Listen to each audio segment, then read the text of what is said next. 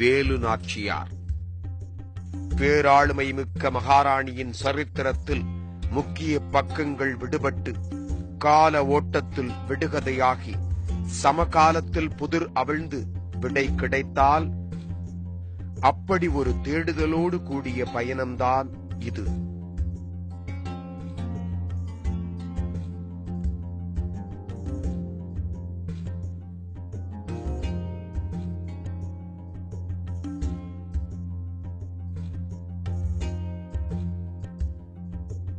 குன்றா புகழுடன் 1700களில் பெண்ணினத்தின் அடையாளமாய் தோன்றி ஆட்சி அதிகாரம் ஆணின் உடைமையாக அடையாளமாக பார்க்கப்பட்ட காலத்தில் பகை தீர்த்து அரியாசனம் அமர்ந்து நாடு காத்து வீரம், விவேகம், ஆளுமை, கல்வி, தன்னாட்சி கொள்கை மீதான தணியாத பற்று என நல் ஆட்சிக்கான அருங்குணங்கள் அத்தனையும் தன்னகத்தே கொண்ட வீர திருமகள் சிவகங்கை சீமை கண்ட பேரரசி வேலு நாச்சியார்.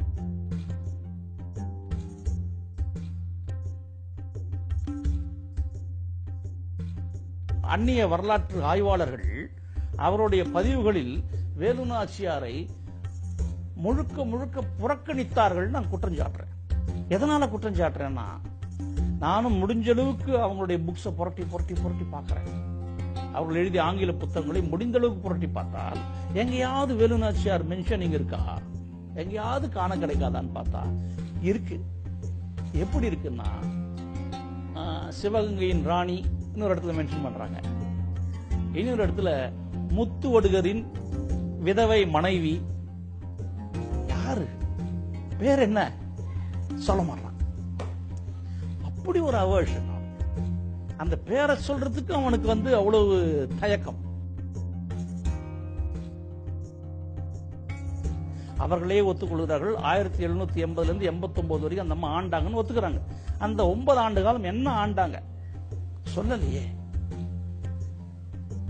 72 காணாமல் போன வேலு நாச்சியார் 80 சிவகங்கையில் தென்படுகிறார்னு எழுதுறாங்க. அவ்வளவு சாதாரணமா போச்சா?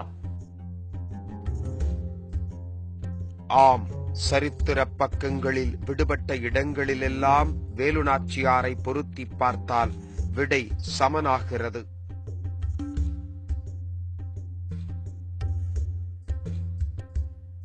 ஆயிரத்து 1730 ஆண்டு தொடங்குகிறது வேலு நாச்சியாரின் சரித்திரம்.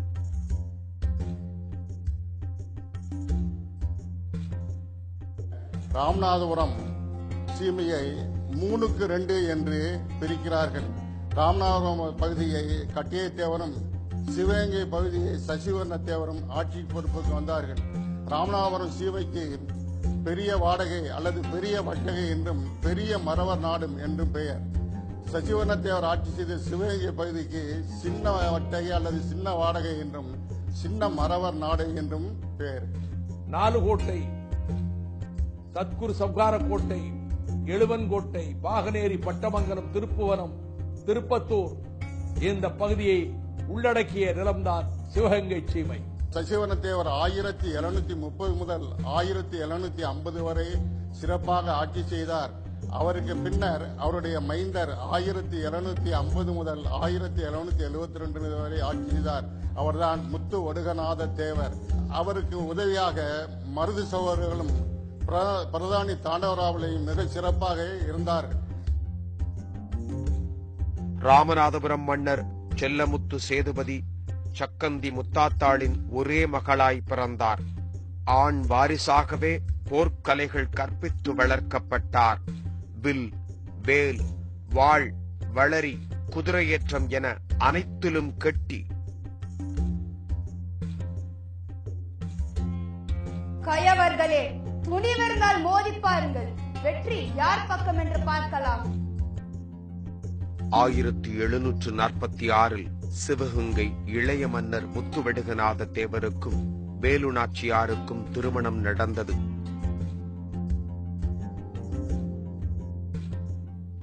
இல்லற வாழ்வு, ஆன்மீக பணிகள், நல்லாட்சி என நிலா முற்றத்து தென்றல் தரும் சுகமென குடிமக்கள் அகமகிழ்வோடு வாழ்ந்தார்கள். பொறுமையா இருங்க, அமைதியா இருங்க. நான் இருக்கேன்.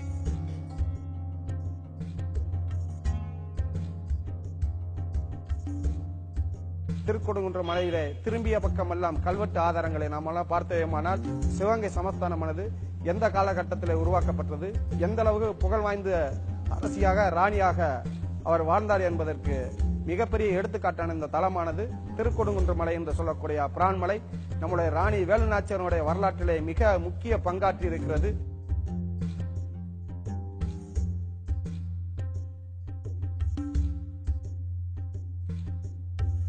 நம்முடைய ராணி வேலுநாச்சியார் அவர்கள் தன்னுடைய கணவர் முத்துவடுகநாத தேவருடனே எப்போதுமே வருவார். வரும் வழியில நம்முடைய சிங்கம்டாரி என்று சொல்லக்கூடிய சேவகமூர்த்தி ஐயனார் ஆலயத்தில் வழிபாடு முடித்துவிட்டு அங்கிருந்து கிருங்காக்கோட்டை வழியாக பிரான்மலை வந்து மங்கைபாகர் ஆலயத்திலே தரிசனம் முடித்துவிட்டு அவர் ஒவ்வொரு வருடமும் செல்வார். குறிப்பாக அவர்கள் 5 நிலை மறவர் நாட்டினுடைய அரவங்கிரி என்று சொல்லக்கூடிய அரளிப்பறை நடைபெறக்கூடிய மஞ்சுவரட்டை கண்டுகளித்து ஒவ்வொரு வருடமும் திரும்பி இருக்கிறார். அவர்கள் வந்து செல்லும் போது கிருங்காக்கோட்டை கிராமத்தில் நின்று நம்மளுடைய கிராமத்து மக்களுடைய குறைகளை கேட்டிருந்ததாக ஒரு வரலாறு உண்டு. அந்த இடத்துல இன்றளவும் வேலுநாச்சியார் தெரு என்று இன்றளவும் புகழ்பெற்று விளங்கிக் கொண்டிருக்கக்கூடிய கரங்காக்கோட்டை.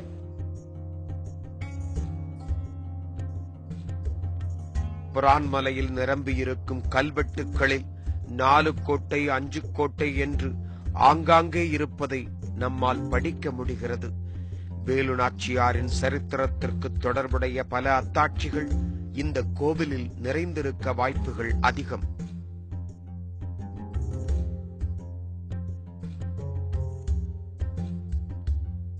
போர்க்காலங்களில் மறைந்திருந்து பயிற்சி பெற்று வந்த இந்த மலை உச்சியில் இன்றைக்கும் பீரங்கி இருப்பதை காண முடிகிறது.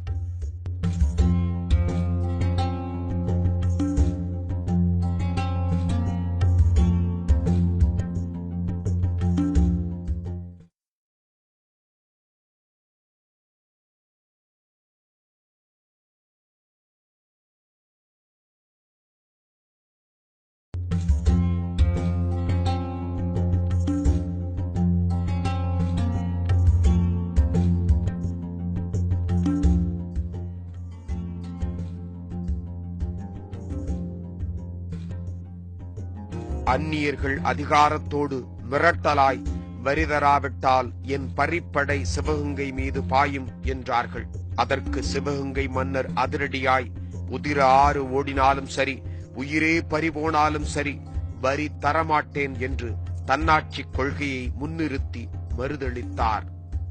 வரிய கட்டணுமாம் வரி.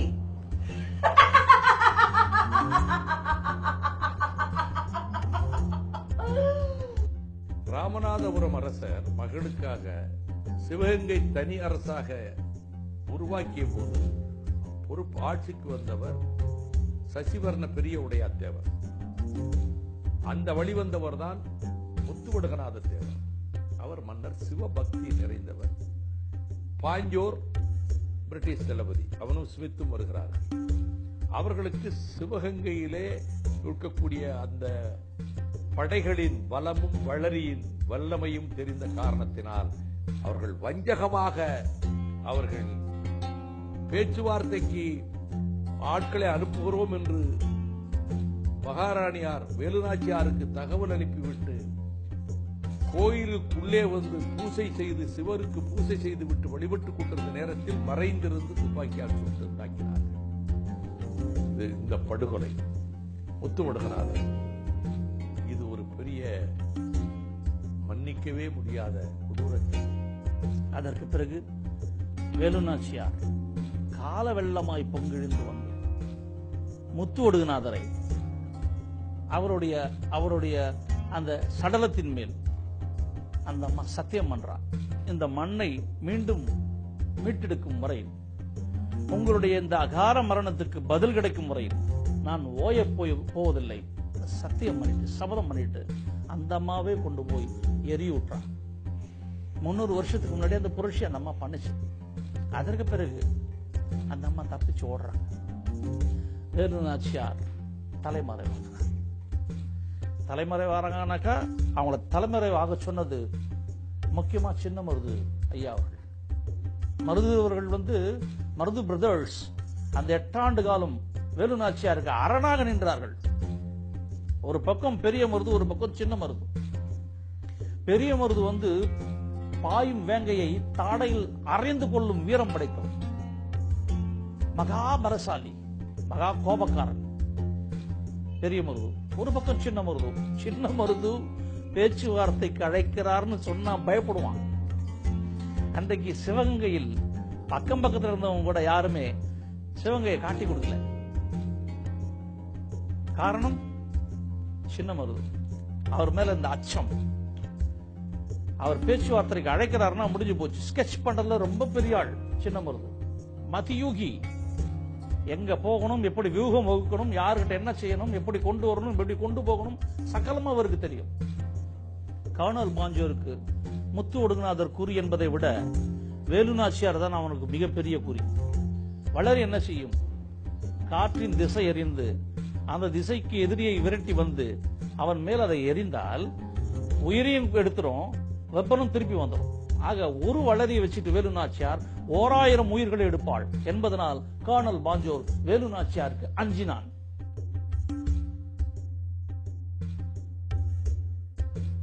ரத்தமும் சதையும் தெறிக்க அவயங்கள் துண்டாடப்பட்டு உடையாள் களமாடப்பட்டாள் என்பது சட்டென கடந்து போகும் கதையல்ல. சிவகங்கை மீட்பு போரின் முதல் தியாகம் அது.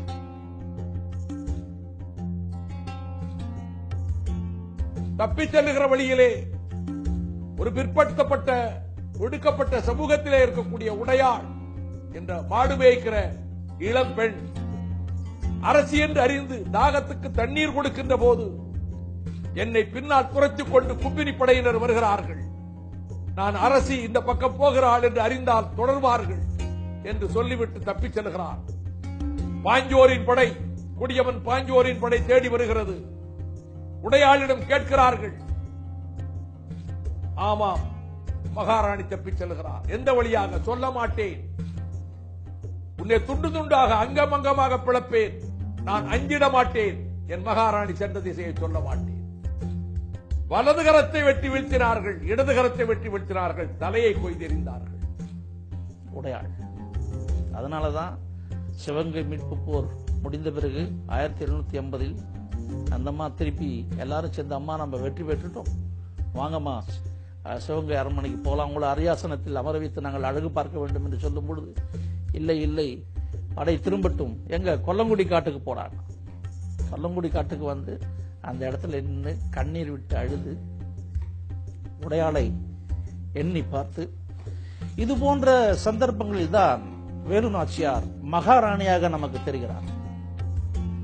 அந்த வெட்டுடையாள் காளியம்மன் தான் இந்த உடையாள், வெட்டப்பட்ட உடையாள், வெட்டு உடையாள். அவளை காளியாக்கி அந்த மக்கள் வழிபட்டு கொண்டிருக்கிறார். அவளுக்கு கோயிலை கட்டி கோயிலை நிர்மாணிச்சவ வேலு நாச்சியார். அங்க ஒரு உண்டியல் இருக்க சொல்லி அந்த உண்டியலில் தன் கணவன் தனக்கு கட்டிய வைரத்தாலியை முதல் காணிக்கையாக அந்த உண்டியலில் போட்டார் வேலு நாச்சியார். தன்னை காட்டி கொடுக்க மறுத்து இந்த மண்ணுக்காக உயிர் துறந்த ஒரு தியாகிக்கு மகாராணி செய்த ஒரு மாபெரும் அஞ்சலி அது, மாபெரும் நன்றி கடன் அது.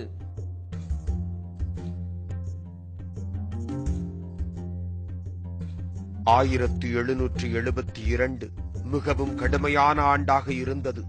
கொல்லங்குடி, பனங்குடி, பாகனேரி, திருப்புவனம், மல்லாக்கோட்டை, மேலூர், லிங்கபடி, சிறுமலை, விருபாட்சி என கும்பினி கண்களில் அகப்படாமல் பயணித்தார் வேலு நாச்சியார். திண்டுக்கல் சீமையின் பிரதான 20 பாளையங்களில் ஒன்றான விருப்பாட்சியில் கோபாலநாயக்கரை சந்தித்து சிவகங்கையின் நிலவரத்தை எடுத்துரைக்கிறார் வேலு நாச்சியார்.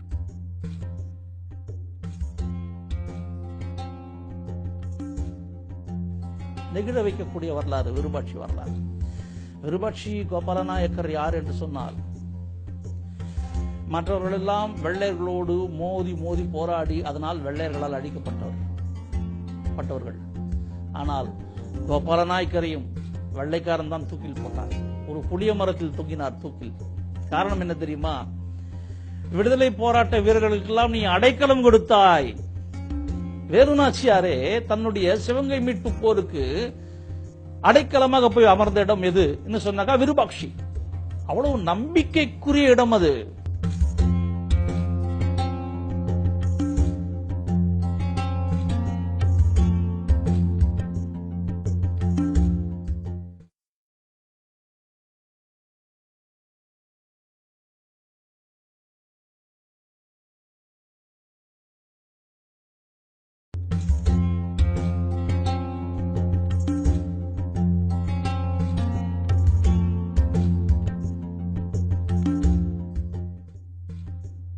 ஆயிரத்து 1772 முதல் வேலுநாச்சியார் பயணித்த வழிகளில் பயணித்த போது பல கோட்டைகளை பற்றிய விவரங்கள் தெரிய வந்தது.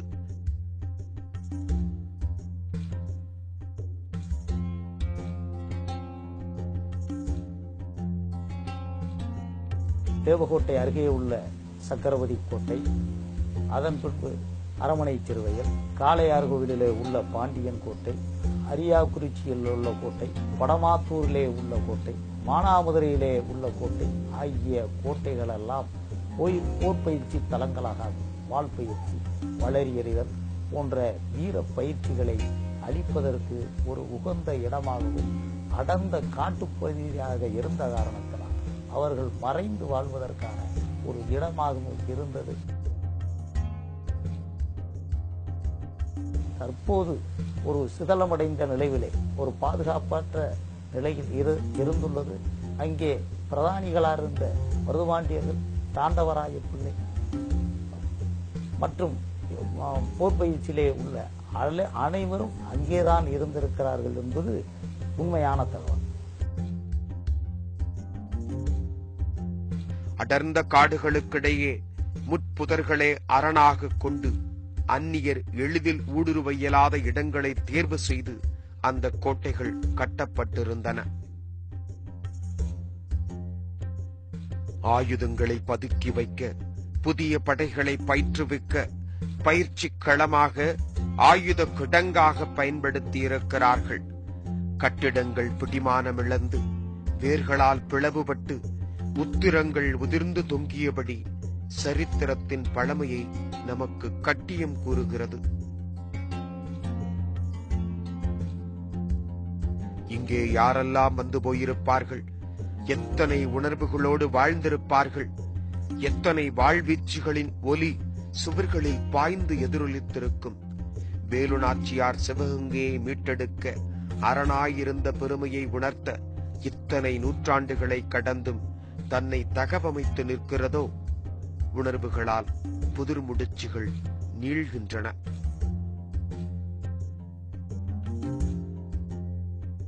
அரண்மனை சிறுவயல்.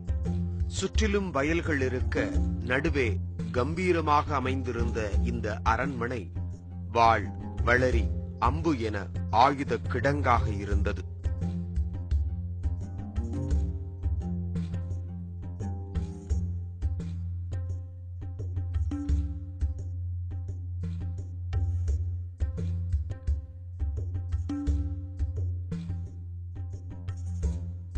அவங்களுடைய ஆயுத கிடங்கா இங்கே தான் பயன்படுத்திட்டு இருந்திருக்காங்க வேலுநாச்சியார். அதுக்கு பிறகு மருதுபாண்டியர் இங்கே ஆயுத கிடங்காவே இங்க இருந்துதே போர் செஞ்சதெல்லாம் இங்க இருந்து தான் பண்ணாங்க. முழுக்க முழுக்க அரமனை சிறுவை கிராமத்துல தான் அந்த போர் பயிற்சியே நடைபெற்றது கேள்விப்பட்டிருக்கோம். பார்த்து கொண்டிருக்கும் ஆயுதங்கள் எல்லாம் எங்களுடைய மூதாதையர்கள் பயன்படுத்தியவை. எங்களுடைய தாத்தாக்கள், முத்துராமலிங்கத்தவருடைய அப்பா, அவருடைய அப்பா, ஒரு 3-4 தலைமுறைகளாக நாங்கள் அதை பாதுகாத்துக் கொண்டிருக்கிறோம். அந்த ஆயுதங்களை நாங்கள் பாதுகாக்கும் போது எங்களுடைய முன்னோர்கள் எங்களுடன் கூட வசிப்பதாகவே நாங்கள் கருதுகிறோம்.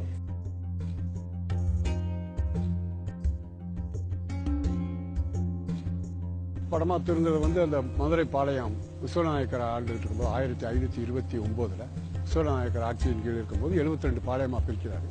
அதுல ஒரு பாளையம் இந்த படமாத்தூர் பாளையப்பட்டு.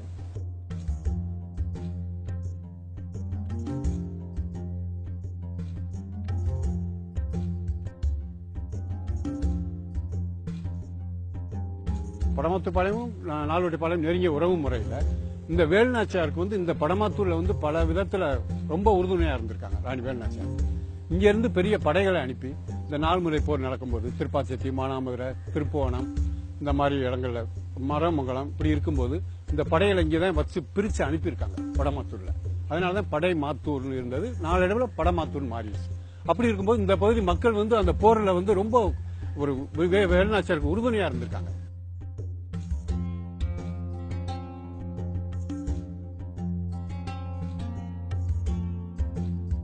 கல்வெட்டுகள் காலம் காலமாய் சரித்திரத்தை சந்ததியருக்கு கடத்த வேண்டியதானே நிறுவியிருப்பார்கள். ஆனால் அதன் மதிப்புணராது கவிழ்த்து போடப்பட்டு நடைபாதையாகவும், சில கல்வெட்டுகள் கிணற்றில் போட்டும், பல வீடுகளின் அஸ்திவாரமாகவும் புதைபட்டிருப்பதை காண முடிகிறது. பல இடங்களில் என்ன ஏதென தெரியாமல் அனாமத்தாய் கிடக்கிறது இந்த கல்வெட்டுகள். இப்படித்தான் ஆவணங்கள் வரலாற்று கன்னிகளில் விடுபட்டு புதிராகி வரலாற்று ஆய்வாளர்களுக்கு பெரும் சவாலாய் அமைந்து விடுகிறது.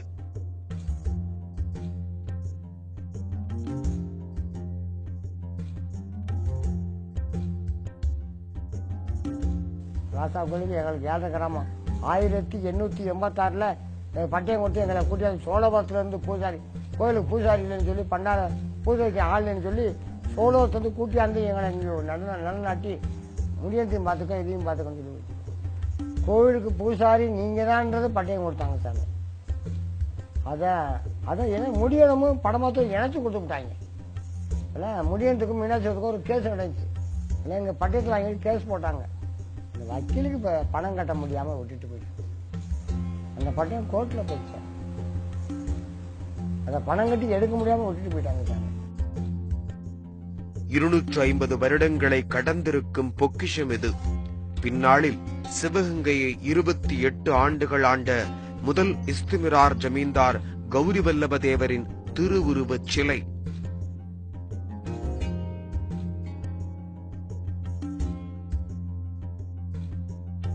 சிவகங்கை சமஸ்தான தேவஸ்தானத்தினுடைய ஆவண காலத்தில் பேசுகிறேன்.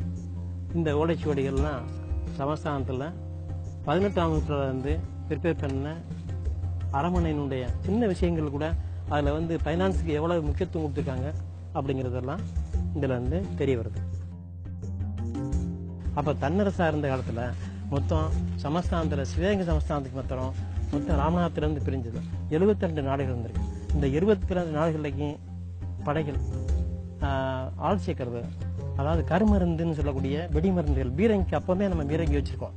அந்த பீரங்கிகள் ஏவுகணைகள்லாம் அதை திப்பு சுல்தான் காலத்திலிருந்து அந்த வந்தக்கூடிய இதுகள்லாம் ரகசியமாக இருக்கும். இந்த கோபால் நாயக்கர், திருவாச்சிஷன், இதே மாதிரி நாட்டு தலைவர்கள்லாம் கொடுக்கக்கூடிய நிறுவனங்கள் இதுகள்லாம் ஓலைச்சுவடிகளில் ரகசியமாக அதை ஒரு சுருள் போட்டு அதில் மூடி முத்திரை வச்சு அவங்க மட்டும்தான் பார்க்கலாம்ங்கிற மாதிரி ரகசியமாகலாம் அனுப்பியிருக்காங்க. இங்கே அதனுடைய தடயங்கள்லாம் இங்கே இருக்கு.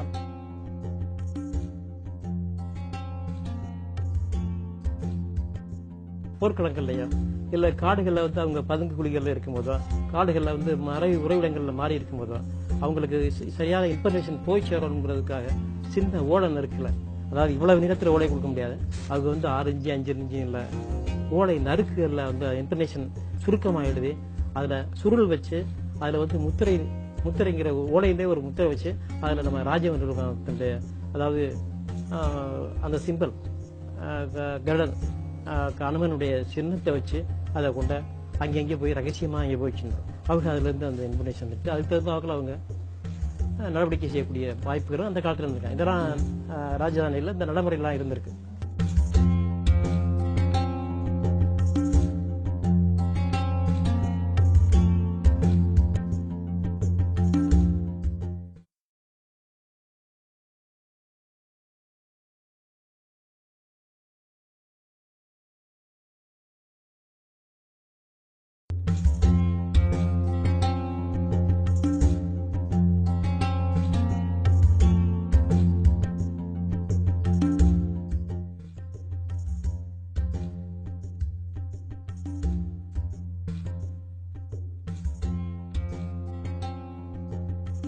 வேலு நாச்சியார் ஆட்சி காலத்தில் சுங்கம் வசூலிக்கப்பட்ட கட்டிடம் இது.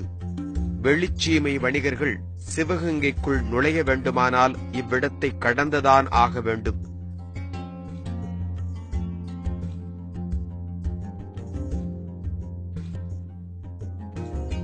இடத்தேர்வு நிர்வாகத்தின் சிறப்பை உணர்த்துகிறது.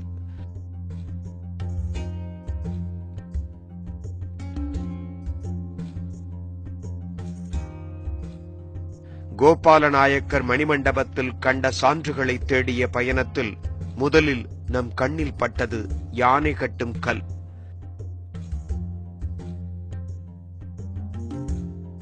இது அரண்மனை அருகில் இருப்பதற்கான துருப்புச் சீட்டாய் இருந்தது. வறண்ட பிரதேசத்தின் இடையே இந்த பகுதி மட்டும் தன் பசுமையை தக்க வைத்து செழிப்பை காட்டிக் கொண்டிருக்கிறது. ஒற்றை சுவர் வரிசையை தக்க வைத்து சாட்சி சொல்லும் இது விருப்பாட்சி கோட்டை.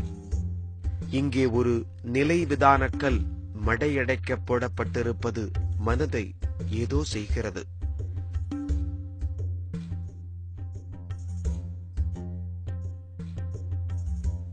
அங்க இருந்துகிட்டு தான் அவங்க வந்துட்டு ஹைதர் அலிக்கு கடிதம் எழுதி, அதற்கு பிறகு ஹைதர் அலி இங்கேயே இருந்து நீங்க தங்கி எல்லாமே நீங்க போர் பயிற்சி பண்ணலாம்னு சொல்லும் பொழுது, இல்ல நான் வந்துட்டு விருபாட்சிக்கு இங்கேயும் மாறி மாறி நான் போர் பயிற்சி பண்றேன்னு சொல்லி அந்த உடையாள் படையை அந்த அம்மா தோற்றுவித்து 5000 பெண்கள் கொண்ட அந்த உடையாள் படையை தோற்றுவித்தது விருபாட்சியின். ஆங்கிலேயர்களை எதிர்த்து அவர்களை நடுங்க வைத்துக் கொண்டிருந்த ஹைதர் அலி, மாமன்னன் மாவீரன் திப்புவினுடைய தந்தை, இங்கே சிவகங்கை அரசியும் அவரது படைகளும் வெள்ளையரை எதிர்த்து போரிடுகின்றன என்பதால் சரியான போரிடுவதற்கான ஒரு வீரத்தாய் கிடைத்திருக்கிறார் என்று நமது வேலுநாச்சியார் கேட்ட 12 பீரங்கிகள், 500 துப்பாக்கிகள், குதிரைகள், வீரர்களை திப்பு சுல்தான் மூலமாகவே அனுப்பி வைத்தார் ஹைதர் அலி. ஒரு அரசிக்குரிய ஆளம்பு சேனையுடன் வீரமங்கை, திண்டுக்கல் ஹைதர் அலி கோட்டை, விருப்பாட்சி கோட்டை, ஐயன்பதி கோட்டை போன்ற பாதுகாப்பான தளங்களில் தங்கியபடி தமது தளவாய் வெள்ளை மருது, பிரதானி தாண்டவராயன் பிள்ளை, சின்னமருது மூலமாக பிரான்மலை, சத்துரு சங்காரக்கோட்டை, சங்கரபதி கோட்டை, உறுதிக்கோட்டை, கோட்டைமலை ஆகிய மறைவிடங்களில் படை பயிற்சி அளிக்க ஆவண செய்தார். வேலடி தம்மம், திருப்பாச்சேத்தி, சிங்கம் புணரி முதலான ஊர்களில் ஆயுதங்கள் தயாரிக்கப்பட்டது.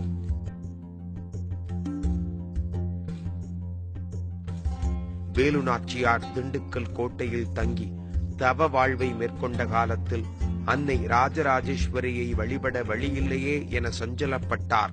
இதை அறிந்த ஹைதர் அலி தங்கத்தினாலான ராஜராஜேஸ்வரியின் விக்கிரகத்தை பிரதிஷ்டை செய்து வெகுமதியாக வழங்கினார்.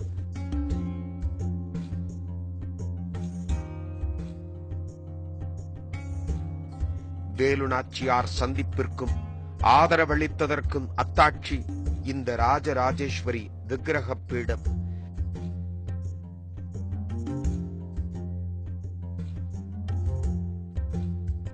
தேவஸ்தான கருவூலத்தில் 300 ஆண்டுகளை கடந்த பொக்கிஷமாய் நமக்கு காண கிடைத்தது.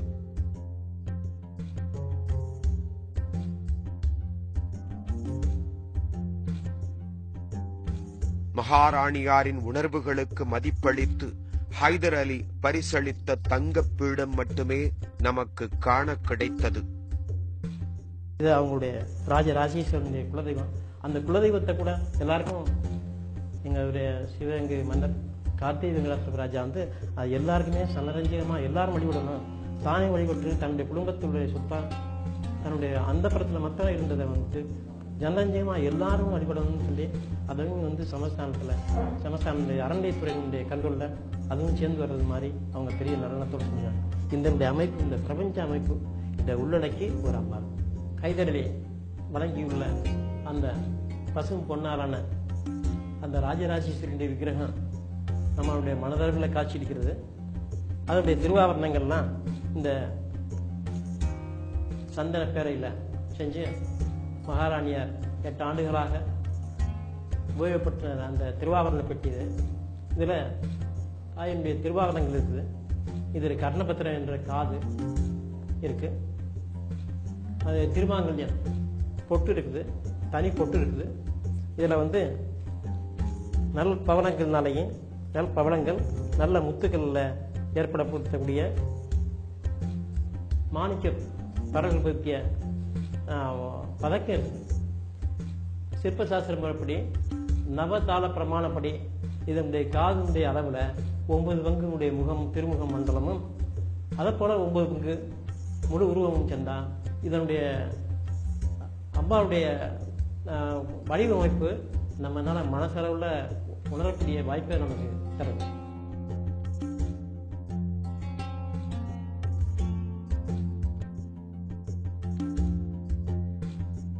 அமர்ந்த நிலையிலான அம்பாள் ராஜராஜேஸ்வரி விக்கிரகம் எந்த நூற்றாண்டில் எப்போது எங்கு விடுபட்டது என்பது இன்றளவிலும் விடுபடாத புதிராகவே உள்ளது.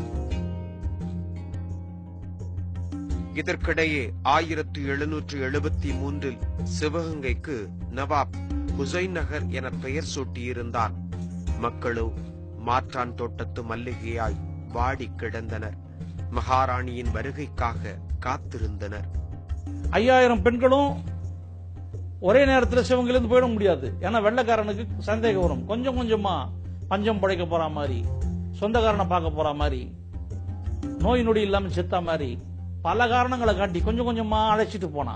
மிகப்பெரிய வியூகம் அது. அந்த 8 ஆண்டு காலம் அவ செஞ்ச வியூகம் மிகப்பெரிய வியூகம். 1780 போர் அறிவிப்பு முடங்கல் அனுப்பி வியூகங்கள் வகுத்தார் வேலு நாச்சியார்.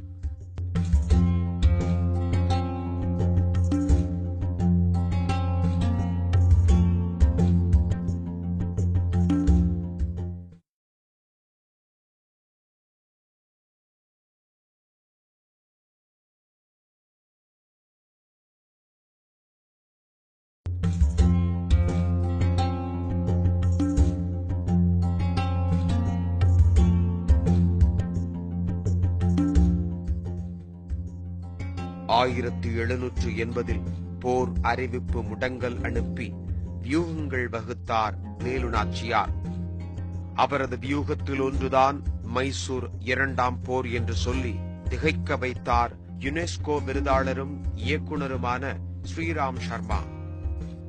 அங்க ஜெனரல் பெய்லி, இங்க கர்னல் பாஞ்சோ, 2 பேரும் டெரரான ஆளுங்க. இந்த 2 பேரும் ஒன்னு சேர்ந்தாங்கன்னாக்கா சேதம் ஜாஸ்தி ஆகும்னு கணக்கு போடுறாரு ஹைதர் அலி. அதை ஆமோதிக்கிறாங்க இந்த அம்மா தனக்கு வசதியாக. எப்படி? நான் சிவகங்கை மீட்பு போர் எடுத்துக்கிறேனே, நான் போய் அவனை பிளாக் பண்ணிக்கிறேன், நீங்க மைசூர் வார் 2nd வார் நீங்க டிக்ளேர் பண்ணிக்கலாம். நல்லா கவனிக்கணும். ஹைதர் அலி நம்புகிறார் இந்த 2nd மைசூர் வாருக்கு இந்த அம்மாவை அம்சா இவங்க போய் ரொம்ப நாள் ஹோல்டு பண்ணி வைப்பாங்க, நாம இங்க போயிட்டு பெய்லியை ஈஸியா அடிச்சிடலான்னு போறான். ஆனா இந்த அம்மா போய் அவரு சுருக்கு அந்த வாரம் முடிச்சுக்கணும் அவரே நம்பல. வேலு நாச்சியார் தன் வீரத்தால் மட்டும் கொண்டதல்ல இந்த வெற்றி. விவேகத்தால், ராஜதந்திரத்தால், தன்னிடமிருந்த தற்கொலை படையால், கொரில்லா படையால் என்கிறார் இவர். முதல் மனித வெடிகுண்டாய் உயிர் தியாகம் செய்தாள் குயிலி. உலக வரலாற்றை, போர் தந்திரங்கள் பழகியவர்களை கூட மிரளச் செய்தது எதுன்னு சொன்னாக்கா குயிலி. 1780ஆம் வருஷம் நிகழ்ந்த அந்த நவராத்திரியில் அவன் கோயிலை திறந்து விடும் போது 14 பெண்கள் கோயிலில் சாமி கும்பிட போனார்கள். வேலுநாச்சியாரின் தலைமை. குயிலி மட்டும் அந்த ஏற்றப்படும் அகல் விளக்கின் எண்ணெயெல்லாம் அவன் மேல எடுத்து அப்படியே சரிச்சுக்கணும். உடம்பு முழுக்க சரிச்சுக்கிட்டே போயிட்டு கடைசி திரிய மேல குளித்திக்கணும். மொத்தமா எரியும் பொழுது அந்த ராஜராஜேஸ்வரி கோயிலுக்கு பின்னால் அமைந்திருந்த ஆயுத கிடங்கில், வெள்ளைக்காரனோட ஆயுத கிடங்குல ஜம்ப் பண்ணிடுறது அப்படின்றது உங்களுடைய பிளான். வேலுநாச்சியாரின் வியூகம். அந்த வியூகத்துக்கு துணை நின்று அதை ஈடேற்றி கொடுத்தவள் குயிலி. உலகத்தின் முதல் மனித வெடிகுண்டாக அவள் தீப்பிழம்பு ஏற ஏற வெற்றிவேல் வீரவேல் என்று கத்திக்கொண்டே அவள் அந்த வெள்ளைக்காரன் ஆயுத கிடங்களில் குதிக்கும் பொழுது காலம் ஸ்தம்பித்தது, வரலாறு திகைத்தது, வெள்ளையர்களோடு சேர்த்து.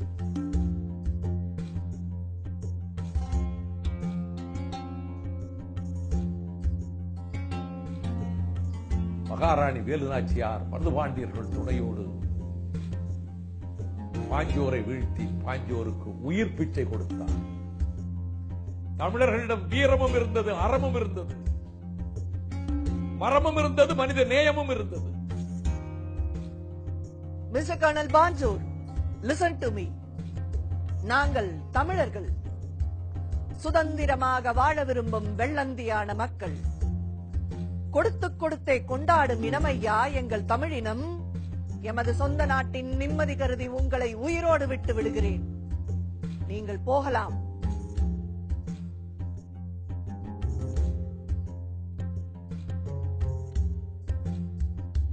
வேலுநாச்சியார் வெற்றி பெற்று சிவகங்கை சீமையை மீட்டெடுத்ததுக்கு பின்னால காளையார்கள் கோபுரம் பணி 83 தொடங்குது.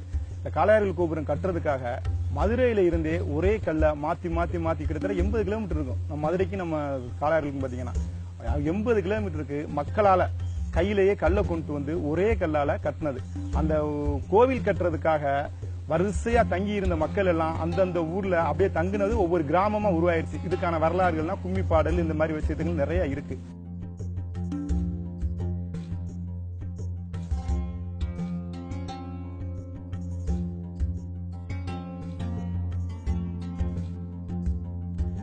ஒரு கலைஞராய் தன் கலை படைப்பிற்காக வேலுநாச்சியாரின் சரித்திரத்தை ஆய்வு செய்தபோது தன் கள ஆய்வில் கண்டெடுத்ததாய் இவர் சொல்லும் பல விஷயங்கள் இனி வரும் வரலாற்று ஆய்வாளர்களுக்கான களம் என்று கூட சொல்லலாம்.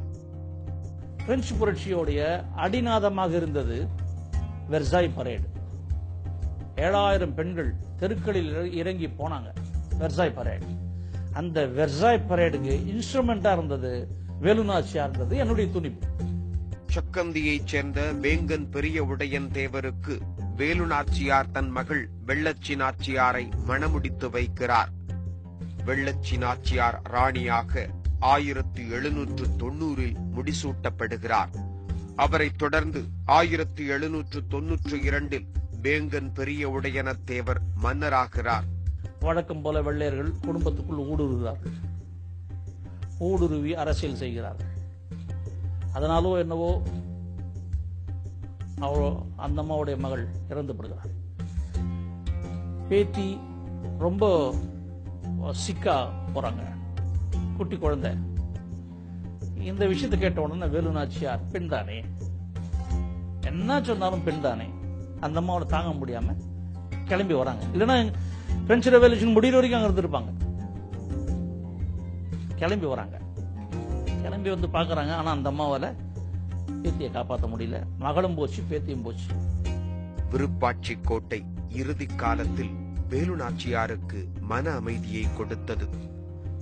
முதல்ல வெள்ளக்காரனுக்காக ஒரு நாடகம் தயாரிச்சு வச்சுட்டு நான் அரசியல இருந்து வெளியே போறேன்ற மாதிரி ஒரு நாடகமா சொல்லிட்டு பிரான்ஸுக்கு போனவங்களுடைய அந்த இது நிஜமாயிடுச்சு.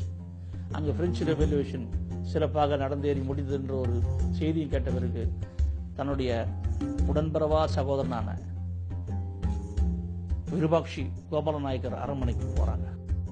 வேலுநாச்சியாரை அவரது கடைசி காலத்தில் தன் மடியில் கிடத்தி இளைப்பாற்றி போய் வா என் வீர மகளே என வழி அனுப்பியது இந்த கோட்டைதானே.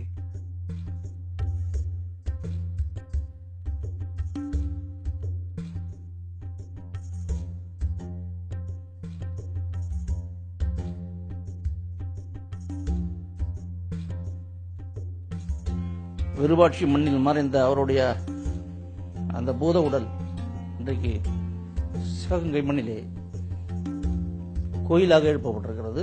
மாலையீடு அங்கே இருக்கிறது.